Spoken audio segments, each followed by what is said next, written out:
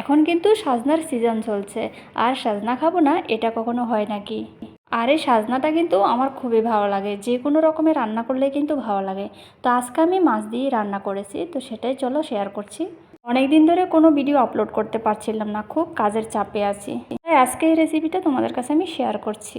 তো এখানে 3 টুকরো মাছ ছিল, এই মাছগুলো আমি ফ্রাই করে নিয়ে নিলাম। আর আমি একটু আলুকে মোটা মোটা করে কেটে নিয়েছি, এবার আলুটাকেও কিন্তু আমি ফ্রাই করে নেব। আমার রান্নাবান্নাগুলো তোমাদের কাছে কেমন লাগে অবশ্যই কমেন্ট করে জানাবে, আর তোমরাও কি এরকমভাবে রান্না করো সেটাও কিন্তু কমেন্ট করে জানাতে ভুলবে না। আর কোনো রকমে রান্না করা যায় কি সেটাও কমেন্ট করে জানাবে।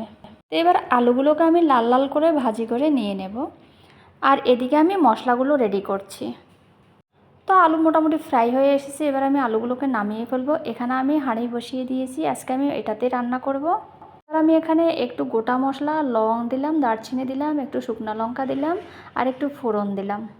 আর এদিকে আমি আদা, রসুন, পেঁয়াজ আর টমেটো একসাথে আমি পেস্ট করে নিয়েছি। আর যে গুঁড়ো মশলাগুলো, সবগুলো মশলাকে আমি একটা বাটির মধ্যে গুলে নিয়েছি।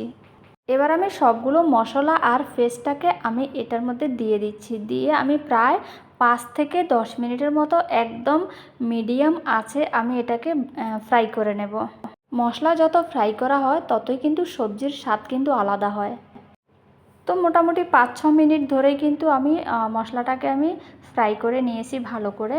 এবার হালকা একটু জল দিয়েছি, আর আমি সাজনাগুলোকে দিয়ে দিয়েছি। সাজনা আলাদা করে ভাজতে হয় না, কারণ সাজনা এমনিতেই নরম, একটু পরেই কিন্তু সেদ্ধ হয়ে যায়। এবার আমি সাজনাগুলোকে ভালো করে একটু সেদ্ধ করে নেব, জাস্ট 2 মিনিটের মতো। আমি একটু কারি পাতাও দিয়ে দিলাম, এবার আমি ঢেকে দেব।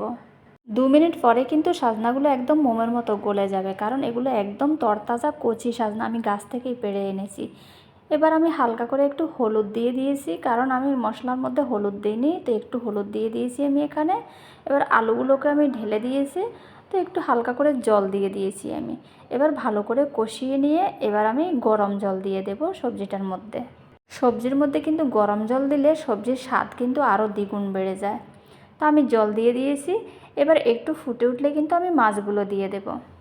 তো তরকারিটা আরও প্রায় 2 থেকে 3 মিনিটের মতো রেখে এবার আমি আলুগুলোকে একটু 2-3টে আলু আমি ভেঙে দেব। ভেঙে তরকারিটা ঘনিয়ে আসলে আমি গ্যাসটাকে অফ করে দেব। তো এখানে আমি একটু ফিশ মশলা দিয়ে দিয়েছি। ফিশ মশলা আমি আগেও একটু দিয়েছি, এখন আরেকটু দিয়ে দিয়েছি। ফিশ মশলা দিলে কিন্তু তরকারির স্বাদটা একটু অন্যরকম হয়। তরকারিটা মোটামুটি হয়ে এসেছে, তো এবার আমি মাছগুলো উল্টে পাল্টে দেবো। 2-3টে আলু ভেঙে তরকারিটা ঘনিয়ে আসলে আমি নামিয়ে ফেলবো, আর এদিকে আমি গ্যাসটা অফ করে দেব। তো তোমরা এভাবে কে কে বানিয়ে খাও অবশ্যই কমেন্ট করে জানাবে, আর আমার রান্নাটা তোমাদের কেমন লাগে তাও অবশ্যই কমেন্ট করে জানাবে। তো একটু হালকা করে আমি লবণ দিয়ে দিয়েছি, যদিও আগে আমি লবণ দিয়েছি, তো লবণ একটু যদিও কম হতে পারে, তাই আমি আরেকটু লবণ দিয়ে দিয়েছি। এবার আমি গ্যাসটাকে অফ করে দেব। তো ভিডিও ভালো লাগলে অবশ্যই কমেন্ট করে জানাবে। Thank you.